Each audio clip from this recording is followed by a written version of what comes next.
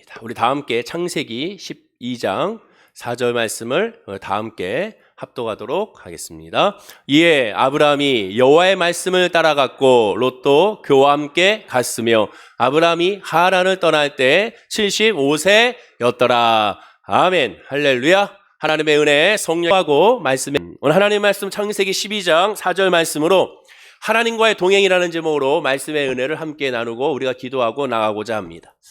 역사 이야기로 잠깐 말씀을 시작하고자 합니다. 알렉산더 대왕 이야기인데요. 알렉산더 대왕은 페르시아를 정복하게 되죠.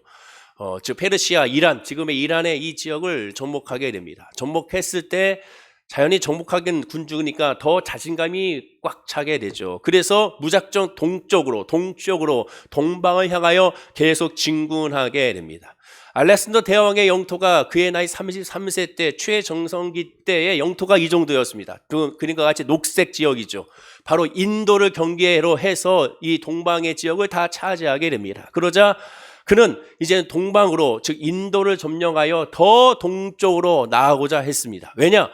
이 유럽인들에게 있어서, 특히 그리스인들에게 있어서 동방은 신비의 세계고 미지의 세계이며 또한 꼭 가보고 싶고 정복하고 싶은 땅이었기 때문에 그렇습니다. 따라서 알렉산더 대왕도 이 동방을 향하여 먼저 인도를 공격하게 되고 점령하려고 군사를 일으키게 되죠. 그러나 이것은 이 알렉산더 대왕의 가장 큰 실수였다고 역사학자들은 말합니다. 그러면서 역사학자들은 말하기를 이러한 알렉산더 대왕의 동방 진출에 대하여 그의 지도에서 벗어난 진군이었다라고 평가하게 되죠. 한마디로 하지 말아야 될 것 했다라는 겁니다. 그의 지도에도 없는 그러한 행보를 했다라고 말하게 되죠.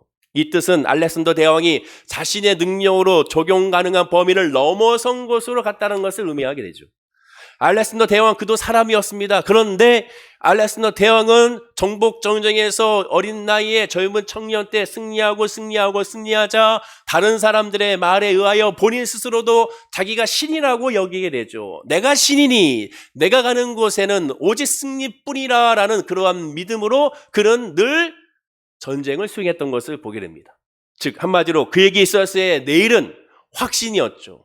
그에게 있어서의 내일은 모든 것을 가진 것이었고 이 알렉산더 대왕에 있어서 내일은 다 자기가 예측 가능한 미래의 확신이었다는 사실을 우리가 알 수가 있게 됩니다.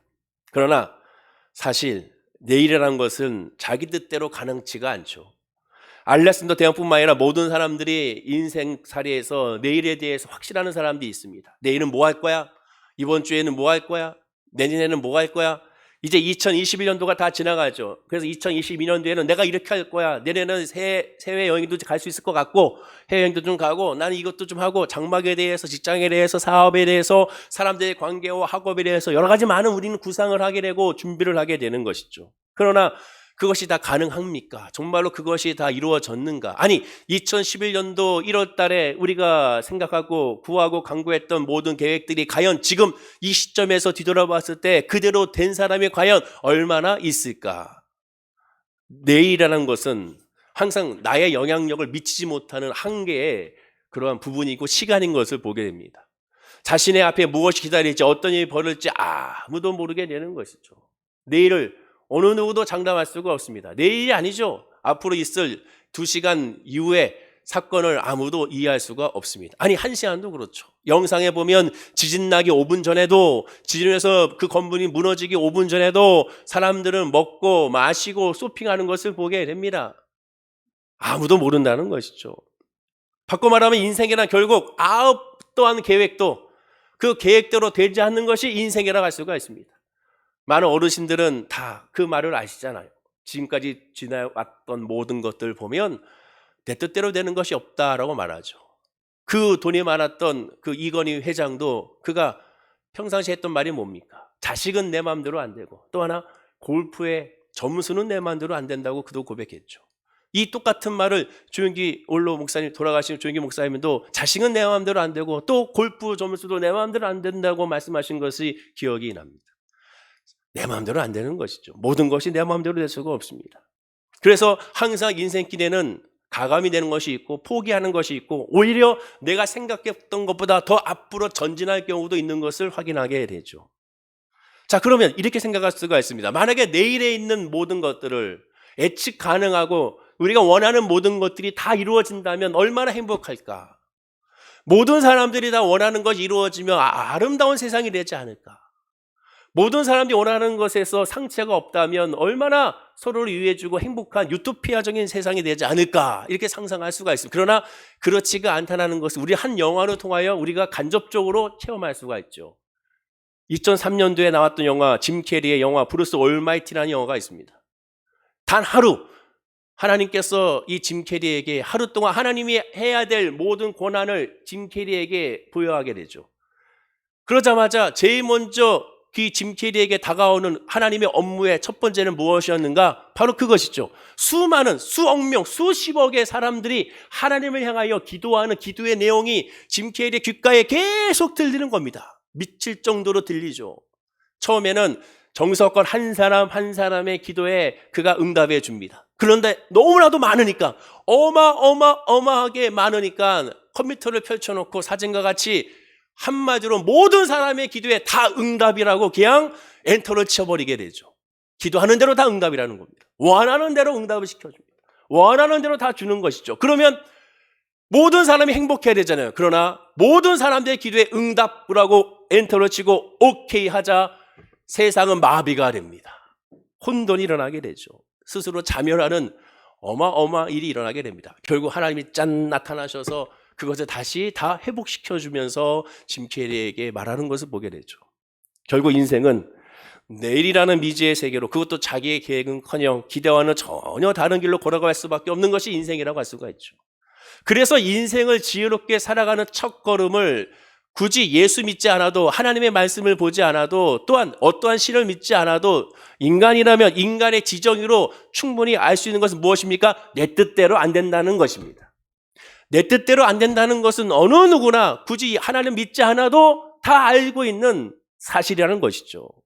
그런데 단순하게 성도는 내일은 아무도 자기 스스로 행할 수 없고 아무도 모른다 해서 그치면 안 됩니다. 우리는 내일을 주권적으로 역사하신 분이 하나님이라는 사실을 믿는 사람이 바로 성도인 것이죠. 잠언서 20장 24절에 이런 말씀이 있습니다. 우리 다 함께 한번 읽어볼까요? 자, 시작. 사람의 걸음은 여호와로 말미암나니 사람이 어찌 자기의 길을 알 수 있으랴. 이 말씀의 후반절에 이렇게 나오죠. 사람이 어찌 자기의 길을 알 수 있으랴. 이건 불신자도 다 합니다. 자기의 길을 다 알 수가 없죠. 알 수 없으니까 점을 치고, 알 수 없으니까 토종비결을 보는 것이죠. 올해도 연말 되면 분명히 그렇게 보는 사람도 있을 것입니다. 그러나 예수 믿는 사람은, 이 자리에 있는 저와 여러분들은 다 그렇지 않을 줄로 믿습니다. 안타깝게도 점주에 가면 예수 믿는 사람들이 더 많이 온다는 것이죠. 왜 그럴까요? 다 인간은 그만큼 불안하며 또한 미래를 모르기 때문에 그렇습니다. 자, 그들이 예수 믿는다면서도 점집에 가는 이유가 뭡니까? 이거는 확실히 알겠는데 그 앞에를 믿지 못하기 때문에 그래요. 자, 이 말씀 앞부분 뭡니까? 자, 역시 읽어볼까요? 앞부분입니다. 사람의 걸음은, 자, 시작. 사람의 걸음은 여호와로 말미암나니. 사람의 걸음은 여호와로 말미암는다. 이것을 확신을 믿은 채 내일을 모른다는 사실에 확증해야죠. 모든 걸음은 하나님의 역사입니다. 하지만 인간은 너무나도 어리석게도 절대 이것을 인정하지 않는 거죠. 나의 걸음은, 나의 인생은 하나님의 뜻 가운데 있어, 이것을 인정하지 않는 겁니다. 그러니까 어떻게 합니까? 자기의 뜻과 자기의 계획으로 노력하여 미래를 설계하죠. 그러나 예수님은 이런 사람들에 대하여 어리석다고 말하면서 이렇게 말씀합니다. 누가복음 12장 20절입니다. 읽어볼까요? 시작. 하나님은 이러시되 어리석은 자여, 오늘 밤에 내 영혼을 도로 찾으리니 그러면 내 준비한 것이 누구의 것이 되겠느냐 하셨으니. 그는 말합니다. 내가 창고를 지어야겠다. 이 곡식을 쌓아도 창고를 지어야 되고, 또한 밥도 사야 되고, 또한 열심히 또한 논도 사야 되고, 결혼도 해야 되고, 많은 것도 해야겠구나, 많은 생각을 합니다. 그러나 그렇게 많이 생각한다 하더라도 그날 밤에 데려가 버리면 무슨 의미가 있겠습니까? 불신자는 그렇다 쳐도 오늘 예배드리는 저와 여러분들은 이 진리를 모르거나 잊어버려서는 안 됩니다. 시편 37편 23절에 말씀합니다. 역시 읽어보겠습니다. 시작. 여호와께서 사람의 걸음을 정하시고 그 길을 기뻐하신다. 사람의 걸음은 누가 정하십니까? 내가 아니라 하나님이 정하시는 거죠. 지금 입시철입니다. 입시철에 그 걸음은 누가 정합니까? 자녀들의 걸음은 하나님이 정하신다는 거죠. 동으로 가든 부로 가든 아무나 서로 가든 상관이 없습니다. 중요한 건 하나님이 함께 하신다는 확신이 있는 채 우리가 나가야 되는 것이죠. 시편 37편 31절에도 또 말합니다. 역시 읽어볼까요? 시작. 그의 마음에는 하나님의 법이 있으니 그의 걸음은 실족함이 없으리로다. 우리의 걸음은 하나님이 정하시고 하나님이 기뻐하시기 때문에 뭐가 없습니까? 실족이 없어요. 그러면 아무나 실족이 없습니까? 아니죠. 여기 나오죠. 그의 마음에 하나님의 법이 있기 때문에. 하나님의 말씀이 있어야 실족이 없는 거예요. 말씀이 들어가야 결코 승리할 수가 있게 되는 겁니다. 우리의 인생 가운데 하나님이 늘 주권적 역사하는 사실을 믿어 의심치 말아야 돼요. 이 코로나19도 마찬가지고 모든 것 다 하나님이 아신다. 하나님의 절대적인 주권이 있다는 사실을 아멘해야 되는 겁니다.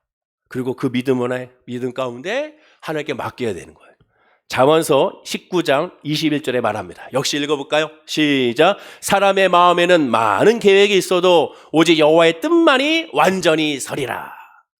그렇죠. 우리 마음에 많은 계획이 있어요. 여러분들 얼마나 많은 계획이 있습니까? 오늘 예배 끝나고 나서 여러분 어떤 계획이 있습니까? 오후에 어떤 계획들을 가지고 있나요? 내일에 어떤 계획이 있고 여러분의 수첩에 여러분의 핸드폰에 일정표에 어떤 계획이 이번 한 주 동안 준비되어 있습니까? 그러나 그 많은 계획이 있어도 오직 여호와 하나님 뜻밖에는 완전하지 않습니다. 우리의 계획은 언제나 수정될 수가 있고 취소될 수가 있고 그로 말미암아 상처받을 수가 있습니다. 그러나 하나님의 계획은 완전합니다. 완전한 건 뭐예요? 진리라는 것이죠. 공동명령을 보면 사람의 많은 계획을 세워도 성사는 야훼의 뜻에 달렸다. 모든 것은 하나님의 뜻에 달렸다는 것을 확신해야 됩니다. 그러므로 이 모든 것을 종합하여 우리는 이렇게 고백해야 됩니다. 잠언 16장 9절입니다. 역시 읽어볼까요? 시작. 사람이 마음으로 자기의 길을 계획할지라도 그의 걸음을 인도하시는 이는 여호와시니라. 아멘이 되어야 되는 것이죠. 사람의 마음으로 자기 일을 계획해도 그 걸음을 인도하신 분 하나님이시다. 하나님이 인도하셨다. 지금까지 하나님이 인도하셨다. 지금까지 지내온 것 주의 크신 은혜라라는 고백. 지금 내가 이 자리에 있는 거, 이 11시 26분에 하나님께 예배 드리는 거, 이 성전에서 예배 드리고 화면 앞에서 예배 드리는 것은 하나님의 계획이고 하나님의 섭리고 하나님의 은혜라는 믿음의 확신이 우리에게 있어야 될 줄로 믿습니다. 그래서 올바른 믿음이란 무엇입니까? 성령 충만한 믿음이란 무엇입니까? 하나님이 다 주권적 역사하시고 인도하시는 건 하나님이니까 언제든지 나의 계획이 수정될 수가 있고 우회할 수가 있고 포기할 수 있는 준비가 되어 있는 것이 바로 믿음입니다. 하나님이 안 됩니다가 아니라 하나님이 말씀하시면 네 가겠나이다. 하나님이 말씀하시면 내려놓겠나이다. 하나님이 말씀하시면 내가 다시 그것을 가져가겠나이다. 그게 믿음이에요. 그리고 이렇게 할 수 있는 이유가 뭡니까? 과감하게 포기하고 수정하고 또한 우회할 수 있는 이유가 뭡니까? 하나님이 계시기에, 하나님이 주권적 역사하시기에, 하나님이 하신 모든 것은 실망치 않기에, 하나님 모든 것은 옳기에, 하나님이 하신 모든 것은 은혜기에, 하나님이 하시는 모든 것을 감사하기에, 그래서 그 모든 것을 행할 수가 있게 되는 것이죠. 더 중요한 건 주님이 나와 동행하시기 때문에 우리는 분명히 깨달아야 됩니다. 성도가 하나님을 떠나는 법이 있어도 하나님은 절대 우리를 떠나지 않는다는 사실, 늘 우리와 함께 하신다는 사실을 믿어 의심치 말아야 됩니다. 자, 그렇다면 2021년 11월 오늘이 마지막 주일 예배예요. 이제 내일 모레 글펴면 12월 달이 됩니다. 어느덧 그렇게 됐어요. 이 마지막 11월 달 주일 예배를 통하여 지난 11개월 동안 나는 하나님과 동행했는지를 한번 살펴보십시오. 하나님의 동행하심을 누렸는지를 한번 살펴보십시오. 하나님의 동행하심 확신하고 있고 지금도 그러고 있는지를 한번 살펴보시기 바랍니다. 그러면서 하나님의 동행이 과연 무엇인지를 오늘 본문을 통하여 다시 한번 확인하기를 원합니다. 자, 오늘 본문을 볼까요? 본문 4절입니다. 역시 한번 본문 4절 읽어보겠습니다. 자, 시작. 이에 아브라함이 여호와의 말씀을 따라갔고 롯도 그와 함께 갔으며 아브라함이 하란을 떠날 때 75세였더라. 짧은 한 구절이지만 여기에 하나님과의 동행이 무엇인지를 우리에게 설명해 주고 있습니다. 편의상 아브라함이라고 하지 않고 아브라함이라고 하겠습니다. 왜? 아브라함이라는 말이 더 입에 탁 달라붙으니까. 이 아브라함은 자기 뜻대로 길을 나선 것이 아니라고 분명히 성경은 말합니다. 또한 마음으로 자기의 길을 계획했던 그것을 성취한 걸음이 아니라 처음부터 끝까지 하나님의 주시는 말씀으로 걸었다라고 말하고 행했다고 말합니다. 즉 본문 말씀 보면 아브라함이 여호와의 말씀을 따라갔다라고 말합니다. 하나님의 말씀, 그 약속의 말씀 붙들고 나아갔다는 것이, 그것도 인생에 마감할 수밖에 없는 75세의 나이에 하나님의 말씀을 부여잡고 떠났다는 것이죠. 그리고 그 떠나는 모든 여정에 하나님의 구체적인 말씀이 없습니다. 어디로 가라, 언제 이쪽으로는 가라, 어떻게 해라, 이런 것이 전혀 없습니다. 그저 하나님은 가라라는 것이죠. 그리고 그 약속의 말씀, 가라라는 말씀 붙들고 본토와 친척과 아버지의 집을 떠나게 됩니다. 가는 도중에 하란에서 의외의 장애가 나타났지만 또다시 약속의 말씀 붙들고 갈 바를 알지 못하고 떠났습니다. 여기서 우리는 중요한 것을, 동행이 무엇인지를 발견하게 됩니다. 크게 세 가지인데, 첫째는 뭐냐? 하나님과의 동행은 약속의 동행이라는 것이죠. 역으로 얘기하면 약속이 없는 동행은 의미가 없습니다. 하나님의 말씀을 따라가는 것이 약속의 동행인데 주의 말씀을 듣고 나가야 한다는 것이죠. 성경은 분명히 말하죠. 아브라함이 여호와의 말씀을 따라갔다. 자, 그러면 아브라함이 어떠한 약속의 말씀을 따라갔는지를 알아야죠. 그 앞에 나오죠. 1절에서 3절입니다. 역시 한번 읽어볼까요? 자, 시작. 여호와께서 아브라함에게 이르시되 너는 너의 고향과 친척과 아버지의 집을 떠나 내가 내게 보여줄 땅으로 가라. 내가 너로 큰 민족을 이루고 내게 복을 주어 내 이름을 창대하게 하리니 너는 복이 될지라. 너를 축복하는 자에게는 내가 복을 내리고 너를 저주하는 자에게는 내가 저주하리니 땅의 모든 족속이 너로 말미암아 복을 얻을 것이라 하신지라. 자, 하나님의 약속의 말씀을 받았는데 그 약속의 말씀이 무엇인지를 한번 보십시오. 중요한 부분 네 가지로 구분할 수 있는데, 첫째는 집을 떠나 내가 내게 보여줄 땅으로 가라. 두 번째는 내가 너로 큰 민족을 이룬다. 세 번째는 너는 복이 된다. 네 번째는 모든 족속이 너로 말미암아 복을 얻을 것이다 라고 말씀입니다. 약속의 말씀을 받고 나가야 되는데 이 네 가지의 말씀 보면 뭐가 빠졌습니까? 구체적인 것이 빠졌어요. 가라고 했는데 어떻게 가는지, 어디로 가서 어떻게 하는지 일정표가 나와 있지 않습니다. 우리가 예배를 드릴 때 예배 콘티라는 것이 있어요. 몇 분부터 몇 분까지는 몇 분부터 몇 까지 어떤 순서, 이런 콘티가 있습니다. 마치 방송의 콘티와 같이. 모든 사회생활 하시는 직장인들은 아시겠지만 모든 행사를 할 때 어딜 가는지 간에 다 그런 스케줄표가 있습니다. 여행을 가더라도 그 거리까지 계산하여 여기서 여기까지는 몇 킬로, 그리고 여기서 소요된 시간, 그리고 그 다음에 어디로 가는 시간을 다 몇 시 해가지고 일정표를 쫙 해가지고 나눠줍니다. 근데 하나님은 어떻습니까? 오늘 본문을 보시 알겠지만 하나님의 일정표에 구체적인 것이 없어요. 뭐만 있습니까? 지금 내용이 다 뭐예요? 결과만 있잖아요, 결과. 제가 늘 말씀드리는 것처럼 과정이 없어요. 하나님의 약속의 말씀 붙들고 간다는 것은 과정을 붙들고 나가는 것이 아니라 결과를 붙들고 나가는 거. 이미 된 거, 이미 이루어진 거, 이미 역사가 나타난 결과를 가지고 나가는 것이 바로 하나님과 동행이라는 것이죠. 그것이 약속의 말씀입니다. 그럼 약속의 말씀을 받아야죠. 말씀을 받지 않고는 이 모든 것을 행할 수가 없습니다. 그럼 뭐 해야 됩니까? 말씀을 사모해야죠. 하나님, 나에게 말씀하옵소서. 나에게 말씀해 주세요. 지금 이 상황에 나에게 말씀해 주세요. 제가 늘 강조하는 것처럼 말씀을 먼저 받아야 됩니다. 그 말씀 받으면 어떻게 됩니까? 말씀을 읽어야죠. 예배를 드리면서 오늘도 이 시간에도 하나님 나에게 말씀하옵소서. 나에게 주시는 메시지가 무엇입니까? 나에게 알게 해달라고 구하는 우리의 믿음이 되어야 되는 겁니다. 두 번째는 하나님과의 동행이 뭐냐? 하나님께서 미리 먼저 가두신 동행입니다. 선행이에요. 선행. 하나님의 동행은 뭐라고 얘기합니까? 성경에 보면 따라갔고라고 말, 따라갔다. 누가? 아브라함이 따라갔어요. 하나님을 따라간 거예요. 하나님이 앞서 가시고 뒤에 가는 것을 우리는 따라갔다라고 말했죠. 하나님과의 동행은 따라가는 동행입니다. 바꿔나면 하나님의 동행하시죠. 이미 따라갔다는 건 선행하셨다는 거예요. 이미 다 하나님 미리 먼저 가셔서 다 준비하시고 예비하시고 역사하신다는 것이죠. 그래서 사무엘 선지자는 이렇게 말합니다. 사무엘상 7장 12절에 사무엘이 돌을 취하여 미스바와 센 사이에 세워 이르되 여호와께서 여기까지 우리를 도우셨다 하고 그 이름을 에베네셀 하였다. 하나님과 동행하는 사람의 특징은 뭡니까? 하나님의 도우심을 깨달아 예베네스를 외치는 사람입니다. 여기까지 하나님 우리를 도우셨다라고 외치는 것이 하나님의 동행이죠. 또한 창세기 22장 14절에 아브라함이 그 땅 이름은 여호와 이레라 하였으므로 오늘날까지 사람들이 이르기를 여호와의 산에서 준비되었다라고 말합니다. 여호와 이레 하나님, 준비되신 예비하신 하나님.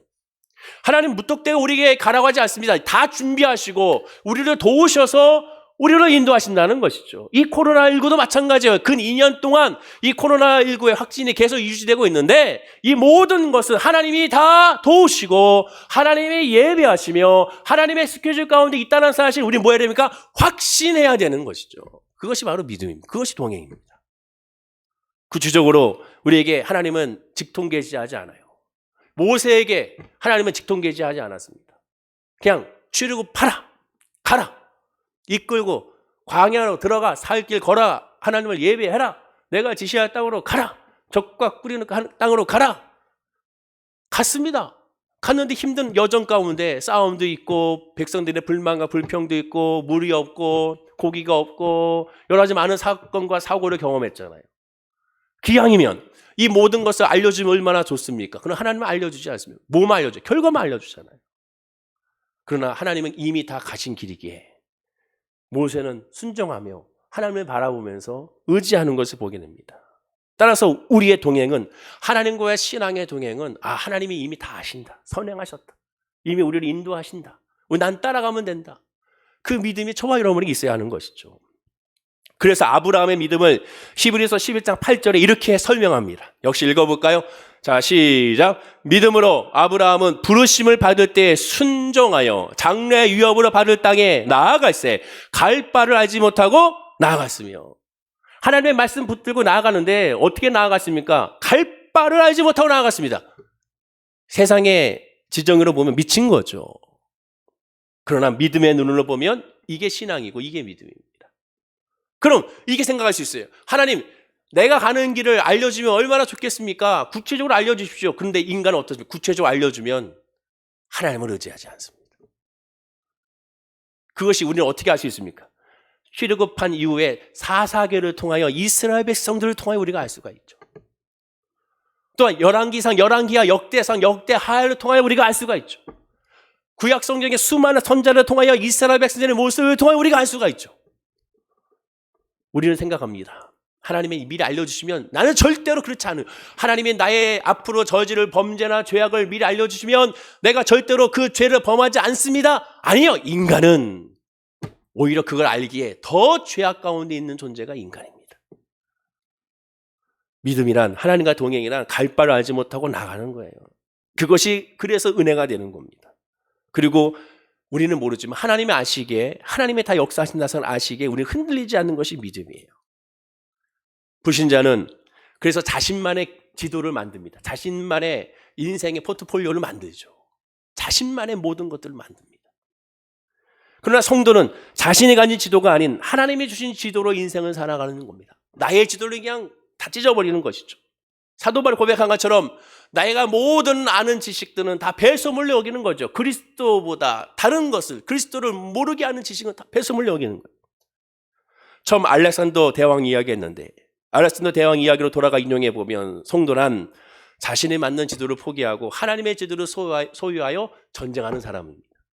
그런데 그 지도를 받는 순간 우리는 어떠한 느낌을 받습니까? 지도는 지도인데 세상의 지도와 다르죠.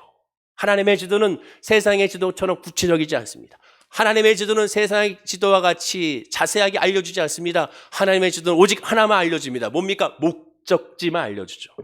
목적지만 나와 있는 지도입니다. 그리고 그 지도를 믿고 따라가는 것이죠. 그게 하나님과의 동행입니다. 마지막 세 번째. 이것이 가장 중요하죠. 오늘 말씀의 핵심 주제입니다. 첫 번째와 두 번째는 다 알아요. 다 많이 들었고 그리고 다 실천하려고 합니다. 근데 이 마지막 부분이 제일 중요한데 이 마지막 부분에서 우리 놓쳐요. 세 번째는 뭡니까? 하나님과 동행은 저주 가운데서도 함께 하시는 동행이라는 사실을 아멘해야 됩니다.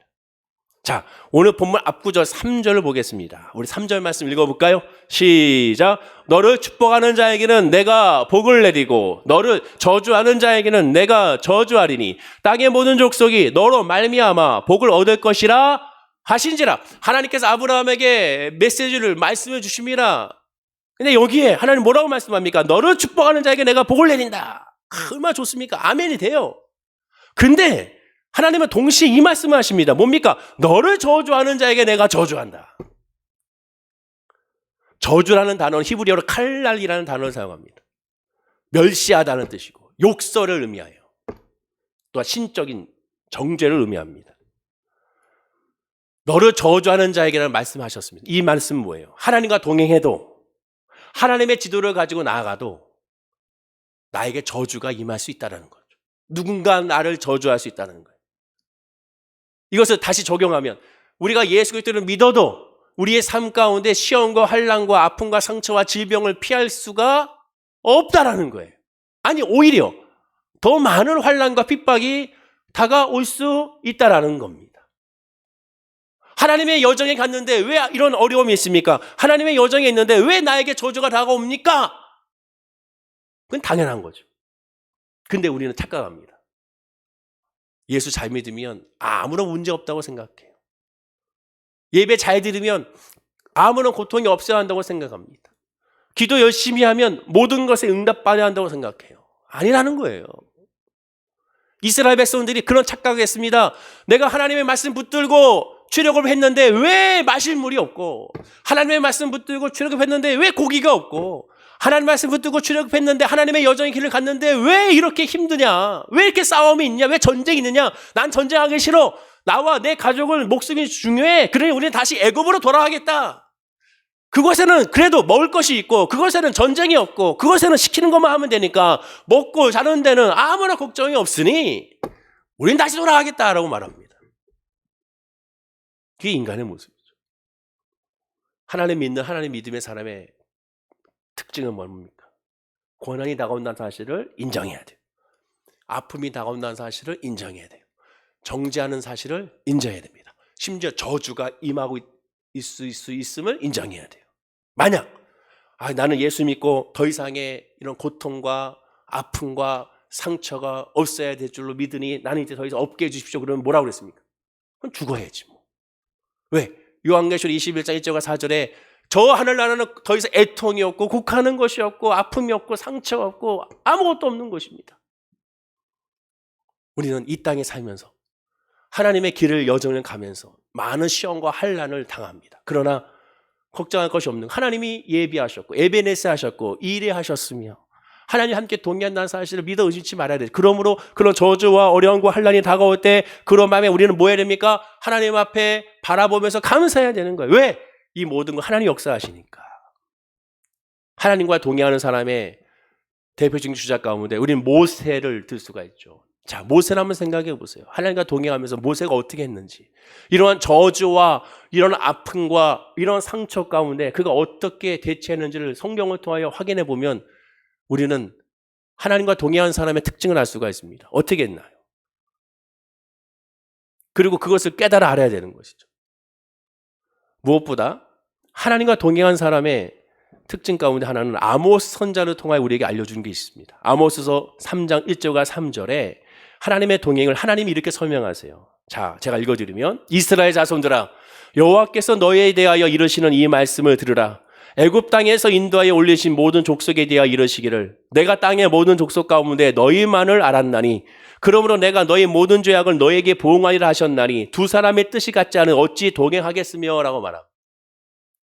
하나님은 아모스 선지자 입술을 통하여 이렇게 호소합니다. 내가 땅의 모든 족속 가운데 너희만을 알았다. 하나님이 우리만 알았다는 거예요. 여러분만 알았고 나만 알았다는 거예요. 나의 기도를 듣기 원하고 나의 찬송을 듣기 원하고 나와 교제하기 원하고 나만 바라보신다는 것이죠. 그런데 문제는 하나님은 나만 바라보는데 나는 누굴 바라봅니까? 하나님을 바라보지 않는다는 거예요. 너희 모든 죄악을 너에게 보응한다고 말합니다. 공동명령을 보면 세상 많은 민족들 가운데서 내가 너희만을 골라내었던 것만 너희는 온갖 못할 짓을 다 하니 온갖 못할 짓을 우상 숭배했다는 거죠. 하나님은 그것에 대해서 아파하셨습니다. 어찌 번하지 않느냐라고 말해요. 그러면서 하나님 말합니다. 하나님을 바라는 동행, 하나님과 함께하는 동행의 의미가 무엇인지를 분명히 밝혀놓았습니다. 뭐라고 합니까? 자, 우리 다 함께 한번 읽어볼까요? 두 사람이 뜻이 같이. 자, 시작. 두 사람이 뜻이 같지 않은데 어찌 동행하겠으며.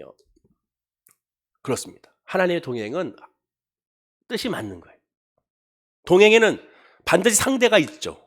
상대가 없는 동행은 동행이라고 말할 수 없습니다. 동행에는 상대와 뜻이 또 같아야 됩니다. 그래야 동행이 되는 것이죠. 혼자 길을 가는 것을 두고 우리는 동행이라고 하지 않습니다. 우리 결혼식을 보면 신랑이 입장하고 신부가 입장하여 결혼식 시장을 서로 다르게 입장하는 것을 보게 됩니다. 물론 같이 입장하는 경우도 있지만 대체적으로 따로따로 처음에는 입장을 하죠. 신랑은 혼자 씩씩하게 먼저 걸어옵니다. 그리고 신부는 아버지의 손에 이끌려 함께 입장하게 되죠. 그리고 신랑에게 신부의 손을 넘겨줍니다. 그리고 모든 것이 끝나고 나서 결혼식을 다 파하는 마지막 절정의 순간엔 신랑 신부는 함께 손을 붙잡고 행진하게 되죠. 그때가 가장 결혼식의 피날레라고 할 수가 있을 것입니다. 많은 사람들이 축복해주고 박수 쳐주고 즐거워하면서 두 사람을 축복해 주는데 그때 함께 손 붙잡고 걸어가게 되는 것이죠. 그것이 동행이죠. 그럼 이러한 동행이 하나님과의 동행인가? 같지만 다릅니다. 왜? 그때 결혼식 하는 신랑 신부의 동행은 신랑이 신부의 보폭을 맞춰서 동행하고 신부와 신랑을 보면서 동행합니다. 서로의 뜻이 맞아가며 동행하죠. 그러나 하나님과의 동행은 바로 뭡니까? 하나님과의 보폭을 우리가 맞추는 그런 믿음의 보폭의 동행이죠. 즉 하나님의 뜻에 일치시키는 내 뜻은 없고 하나님의 뜻에만 집중하여 하나님의 보폭, 하나님의 걸음, 하나님의 방향, 하나님의 목적, 하나님의 그 가고자 하는 곳에 내가 가는 것이 그것이 동행이라는 것이죠. 무조건 하나님과의 동행은 하나님의 뜻만 따르는 것입니다. 예전에도 말씀드린 것처럼 동행하는 데 있어서에는 최소한 5가지가 맞아야 우리는 동행이라고 할 수가 있습니다. 첫째는 뭡니까? 목적지가 같아야죠. 목적지가 다르면 동행이 될 수가 없죠. 아무리 목적지 같아도 출발지가 다르면 또 동행이 될 수가 없습니다. 출발하는 곳과 목적지가 같아야 동행이 됩니다. 그러면 이것으로 다 동행이 아니죠. 방향이 또한 서로 맞아야 동행이 되죠. 그럼 목적지가 맞고 출발지가 맞고 방향이 맞는 동행입니까? 수단이 같아야죠. 같은 기차를 타거나 같은 버스를 타거나 같이 움직여야죠. 그럼 이 4가지가 다 맞아 동행이 아니죠. 그런데 이 모든 4가지가 맞아도 시간이 다르면 나는 지금 출발했더니 당신 1시간 있다 오라고. 그러면 동행이 될 수가 없는 것이죠. 자, 오늘 본문 아브라함을 보십시오. 창세기 12장 1절에 하나님은 아브라함을 이렇게 말합니다. 자, 읽어볼까요? 시작. 여호와께서 아브라함에게 이르시되 너는 너의 고향과 친척과 아버지의 집을 떠나 내가 내게 보여줄 땅으로 가라라고 말씀합니다. 하나님의 동행을 보실까요? 하나님의 뜻에만 맞춰서 움직이죠. 먼저 목적지가 뭡니까? 내가 내게 보여줄 땅. 그게 목적지죠. 출발지는 어디입니까? 고향과 친척과 아버지 집을 떠나는 거죠. 방향은 어디예요? 보여줄 땅. 하나님이 보여주는 곳만. 그때 하나님이 보여주는 곳만 가는 거예요. 그게 방향이죠. 수단은 뭡니까? 여호와께서 아브라함이 이러시되 말씀으로 하나님의 말씀으로만 움직이는 거예요. 시간은 언제입니까? 가라 지금. 아니 조금 이따 갈게. 아니 지금이라는 거예요. 베드로와 야고보와 요한을 예수님께 제자로 부르실 때 어떻게 했으면 지금 오라는 거죠. 지금 내려놓고 와라. 아 지금 물고기 이렇게 많이 잡았는데요. 이 물고기 잡은 것 좀 재놓고 가겠습니다. 아니죠. 지금 오라는 거예요. 그러니까 어떻게 해서 그물과 물고기와 배를 놓아두고 예수를 따랐음을 보게 됩니다. 영적인 의미에서는 하나님께서 아브라함에게 사단이 득실이고 우상 숭배의 메카라 할 수 있는 갈대아 우르에서 이제는 하나님을 의지해 하나님을 바라보는 죄인된 곳에서 의인된 삶으로 사는 그런 영적인 이동과 구원을 말하게 되죠. 그럼 하나님은 아브라함에게만 이렇게 말씀하셨나요? 아니요. 지금도 우리에게 말씀하셨죠. 아니 모든 사람들에게 하나님 말씀하셨습니다. 어떻게? 마태복음 28장 18절에서 20절에 하나님 아브라함과 같이 우리에게 명령하십니다. 자, 한번 읽어볼까요? 자, 시작. 예수께서 나와 말씀하여 이르시되 하늘과 땅의 모든 권세를 내게 주셨으니 그러므로 너희는 가서 모든 민족을 제자로 삼아 아버지와 아들과 성령의 이름으로 세례를 베풀고 내가 너희에게 분부한 모든 것을 가르쳐 지키게 하라. 볼지어다 내가 세상 끝날까지 너희와 항상 함께 있으리라 하시니라. 이건 어떠한 특정한 사람에게 주어진 메시지가 아니라 예수를 믿는 모든 성도들에게, 저와 여러분에게 주어진 아브라함에게 주신 말씀과 같은 말씀입니다. 자, 그러면 목적지가 어디예요? 모든 민족을 제자로 삼는 것이 목적이죠. 출발지가 어디입니까? 하늘과 땅의 모든 권세를 내게 주셨으니. 우리의 출발은 어디예요? 아무 자기가 공로 없이 죄인 되었다가 이제 의인됨으로 말미암아 예수의 십자가 보혈의 은혜와 그 놀라운 사랑으로 말미암아 의인됨을 얻은, 죄사함을 얻은 바로 그곳에부터 출발하는 것이죠. 방향은 어디입니까? 세례를 베푸고 내가 너에게 분부한 모든 것 가르쳐 지키게 하라. 우리의 방향은 예수의 말씀, 복음을 전하는 방향으로 나가는 것이죠. 수단은 뭡니까? 아버지와 아들과 성령의 이름으로, 성령으로 말미암아 성령을 통하여 이 모든 역사가 이루어져야 되는 것이죠. 시간은 너희는 가서 지금입니다. 지금 가라는 거죠. 하지만 이런 과정 가운데, 주님과 함께 동행하는 과정 가운데 뭐가 있음을 너 인정해야 됩니까? 너를 저주하는 자가 있다는 사실, 그것을 인정해야 됩니다. 이러한 과정에도 환난과 핍박과 어려움이 있다는 것을 인정해야 되죠. 내 마음대로 안 되는 것을 인정해야 되죠. 내 계획대로 안 되고 있다는 것도 인정해야 됩니다. 짜증이 나죠. 답답하죠. 그러나 하나님이 계신다는 사실을 확신해야 됩니다. 예수님은 누가복음 22장 17절에 이렇게 말합니다. 자, 읽어볼까요? 시작. 또 너희가 내 이름으로 말미암아 모든 사람에게 미움을 받을 것이니 라고 말합니다. 당연하다는 거예요. 오히려 그러는 것이 없으면 그게 더 이상한 겁니다. 지금 내 마음 가운데, 여러분 마음 가운데 하나님을 향한 간절한 기도의 소원이 없다면 그게 더 이상한 거예요. 소원이 있어야 됩니다. 주에 대한 믿음의 소원, 하나님의 은혜에 대한 소원, 하나님의 길에 대한 하나님 말씀 없어 내가 어디를 가겠나, 어떻게 해야 됩니까? 이번 한 주 어떻게 해야 됩니까? 내년 한 해를 내가 어떻게 하나님을 해 나가겠나이까? 이게 있어야 되는 거죠. 그게 없다면 심각한 겁니다. 힘들고 어려운 상황 가운데 주님과 함께 가면서 어려움을 당할 수가 있습니다. 힘들고 지칠 수가 있습니다. 그런데 이 모든 것들은 다 예수를 향한 통로가 돼야 되는 거예요. 그 예수를 향한 은혜가 돼야 되는 겁니다. 제가 지난 1월 달에 신년 예배를 통해서 말씀드린 것이 있어요. 뭐냐? 1년 동안 다른 기도하지 마시고 믿음을 놓고 기도해 보십시오. 질병이 있습니까? 질병을 통하여 먼저 이것 회복하는 것도 중요하지만 하나님 아버지 이 질병을 통하여 예수를 만나게 하옵소서.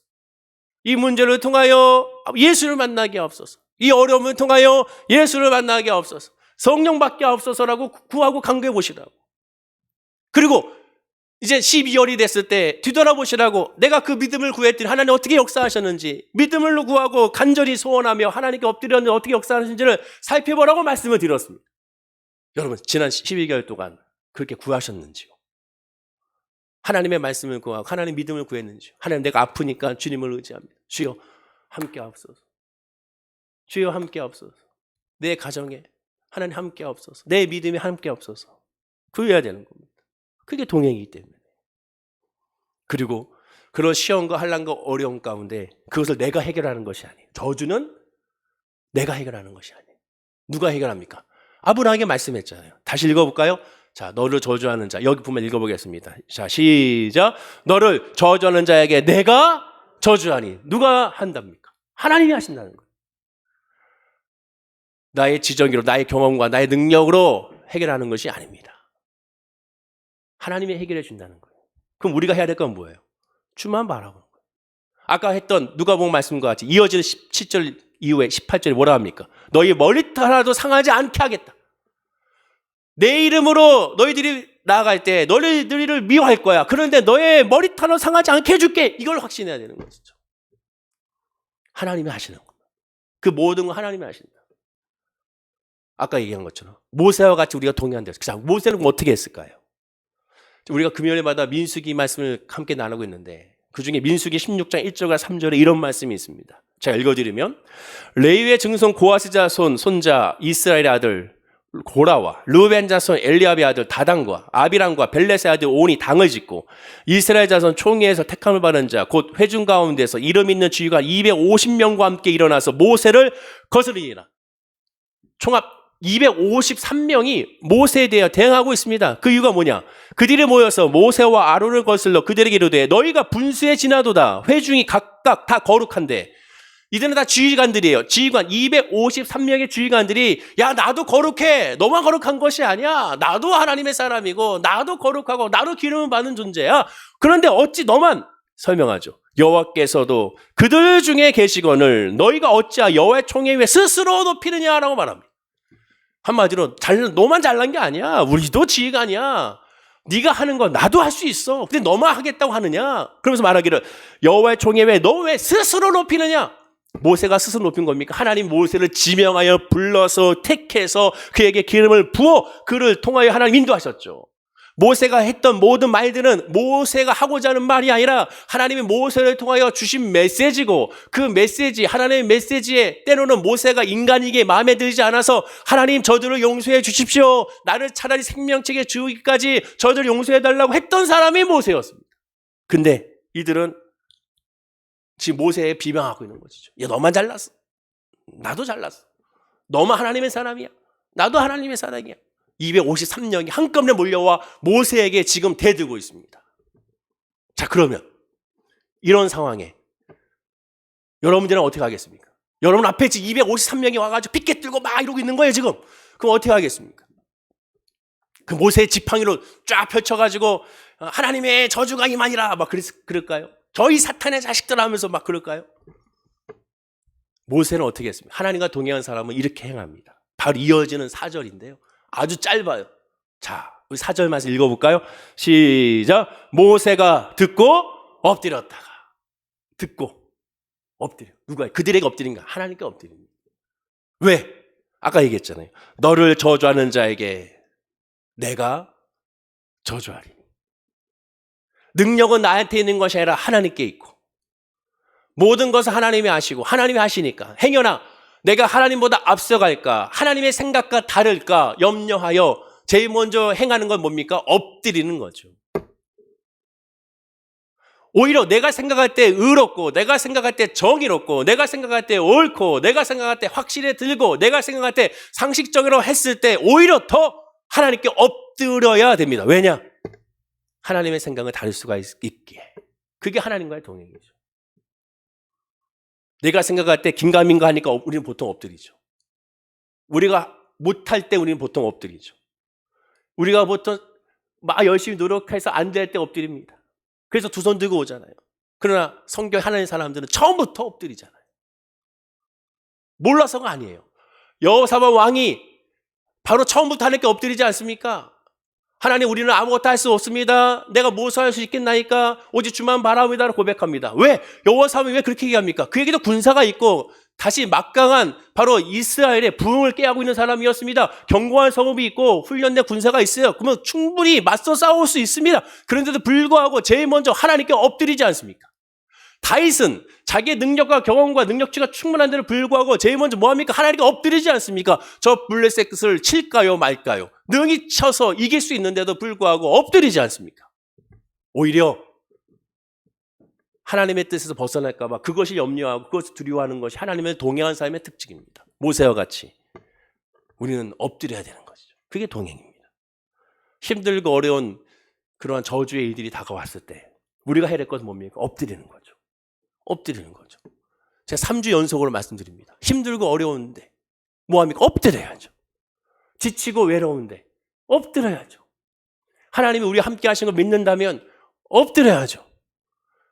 이 모든 것에 하나님이 무소부지하시고 전능하신 하나님을 우리가 찬송으로만 외치는 것이 아니라 찬송으로 외쳤다면 찬송가로 외쳤다면 우리의 신앙과 우리의 행동과 우리의 말과 우리의 묵상이 엎드려야죠. 그것을 이렇게 행할 때 하나님의 놀라운 은혜가 우리 삶 가운데 이루어지게 되는 겁니다. 근데 사탄은 그걸 못하게 막는 거죠. 말씀을 맺겠습니다. 하나님과 동행은 첫 번째 약속의 동행이라고 그랬어요. 말씀을 먼저 들어야죠. 두 번째는 하나님 먼저 미리 가주시기 때문에 우리는 넉넉히 승리할 수가 있습니다. 근데 마지막 세 번째, 저주 가운데도 있음을 알아야죠. 내년도에도 힘들고 어려운 상황들이 분명히 닥칠 수가 있습니다. 그러나 그 모든 상황 가운데 하나님이 함께 하심을 믿어 의심치 많은 저와 여러분들이 되어야 될 줄로 믿습니다. 지난 12개월 동안 하나님과 동행하셨는지, 지난 12개월 동안 하나님께서 나의 내일을 예비하셔서 선행하시고 동행하시고 믿고 있었는지, 지난 12개월 동안 여러 가지 고난과 아픔과 상처와 질병으로 저주 가운데 있다고 생각이 들 때도 하나님이 나와 함께하고 있다는 걸 믿고 있는지 한번 점검해 보십시오. 그리고 만약 그런 믿음을 구하지 않고 그런 은혜로 하나님 이를 계기로 예수를 이를 계기로 주님의 은혜를 성령을 구하지 않았다면 이제 거기서 다 지나갔습니다. 이제 한 달 남았습니다. 이 한 달 동안 하나님께 한번 구해 보십시오. 이 한 달 동안 예배에 승리해 보세요.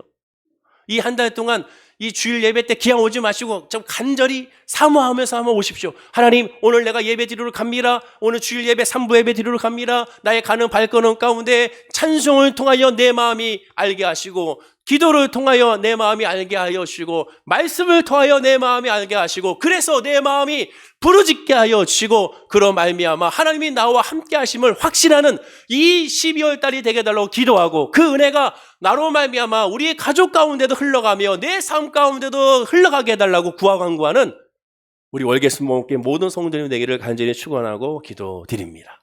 그리하여 2021년도에 아무것도 없이 정말 이 코로나로 말미암아 정말 지워버리고 싶은 이 상황을 이 한 달 남은 동안 하나님의 은혜로 충만해져, 하나님의 동행으로 충만해져서 그 어느 해보다도 이 2021년도의 마무리가 주와 함께함으로 말미암아 기쁘고 감사하고 소망이 넘치는 우리 모든 성도님 되기를 간절히 축원하고 기도드립니다. 기도하겠습니다. 아버지 하나님 감사합니다. 하나님의 은혜가, 하나님의 동행하심이 우리 모든 성도들 가운데 임하길 원합니다. 주여, 주와 함께하기 위하여 하나님의 말씀을 듣길 원합니다. 주의 말씀이 우리 모든 성도님들의 마음과 삶 가운데 임하게 하여 주시고, 그 말씀을 듣게 하여 주시고 엎드리게 하여 주시옵소서. 그리고 하나님의 말씀으로 말미암아 갈 바를 알지 못하지만 행하길 원합니다. 아직 모르지만 그렇기 때문에 주님을 의지하며 나아가기 원합니다. 우리는 결과를 알기에 합력하여 선을 이루게 그 말씀을 의지하여 전진해 나아가는 우리 모든 성도님들의 믿음이 되게 하여 주시고, 때때로 그 길 가운데 환난과 어려움과 아픔과 상처와 질병과 문제가 있어도 저주가 있어도 주와 함께하기에 그 모든 여정을 주님께서 주권적으로 역사하시기에 결국 넉넉히 이김을 고백하는 우리 성도님들이 될 수 있도록 인도하여 주시옵소서. 그리하여 그 믿음 안에 많은 간증이, 많은 은혜가, 많은 열매가, 많은 감사가, 많은 찬송이 흘러 나오는 우리 성도님들의 믿음과 삶이 될 수 있도록 복을 부어 주옵소서. 감사드리며 예수님의 이름으로 축복하고 기도드립니다. 아멘. 우리 말씀